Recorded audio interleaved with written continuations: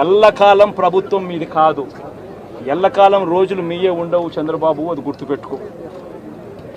మీ పాపాలు పండుతూ ఉన్నాయి వేగంగా.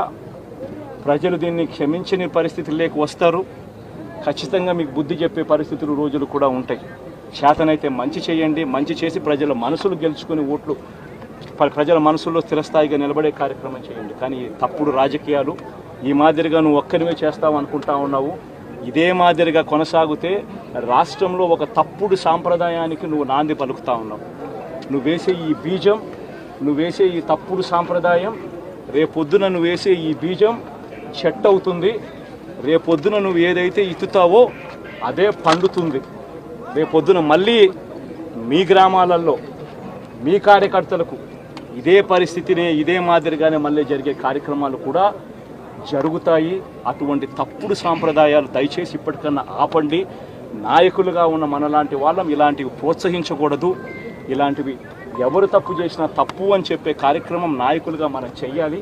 కానీ దగ్గరుండి ఈ మాదిరిగా ప్రోత్సహించడం అతి దుర్మార్గమైన కార్యక్రమం.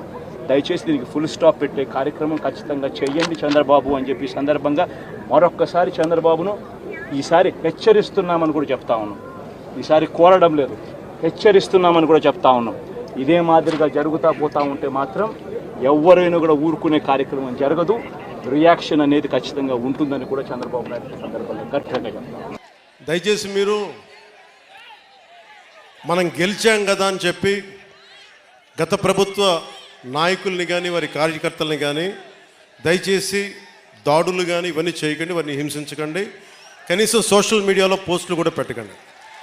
వాళ్ళు చేసిన తప్పు మనం చేయదు ఎవరిని. ఎందుకంటే మరీ చట్టాలని అధిగమించి కొంతమంది చేసి ఉండొచ్చు. అది పెద్దలు పివి నరసింహారావు గారు చేసినట్టుగా చట్టం తన పని చేసుకుపోతుంది. అందుకని మనం మటుకు దయచేసి ఎవరిని కక్ష సాధింపు చర్యలకి తీసుకురాకండి. అది మనకి మంచిది కాదు, మనం చేయొద్దు.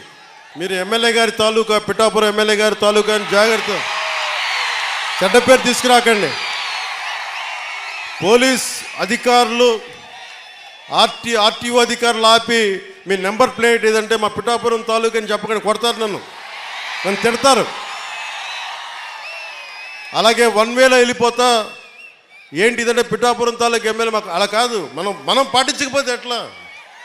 అందరూ చట్టాలు పాటించాలని చెప్పే స్థితిలో ఉండి మనం కూడా చట్టాలను పాటించాలి. మీరు సరదాగా హుషారుగా చేయండి. అప్పుడప్పుడు కావాలంటే నాకు 2 ఎకరాల స్థలం ఉంది కదా, అక్కడ వచ్చి మీరు కావాలంటే బైక్ వేసుకుని తిరగండి. కావాలంటే మీకు కావాలంటే ఒక మడ్ రేస్ పెడతాను, అక్కడ ఓ బైక్ రేస్ పెడతాను. మీరు కొంచెం అక్కడ ఆడుకుని దెబ్బలు తగలకుండా హెల్మెట్లు, బాడీ ఆర్మర్ ఇచ్చి మీరు తిరగండి.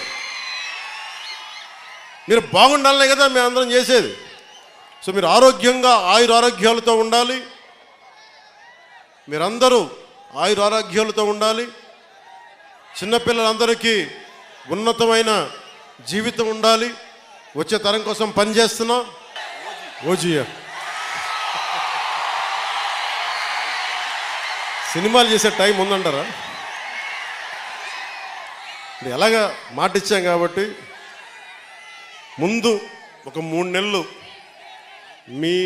కనీసం మీరు నన్ను తిట్టకూడదు. కనీసం ఒక్క రోడ్డు గుంతలు కూడా వేయలేదని తిట్టకూడదు కదా మీరు నన్ను.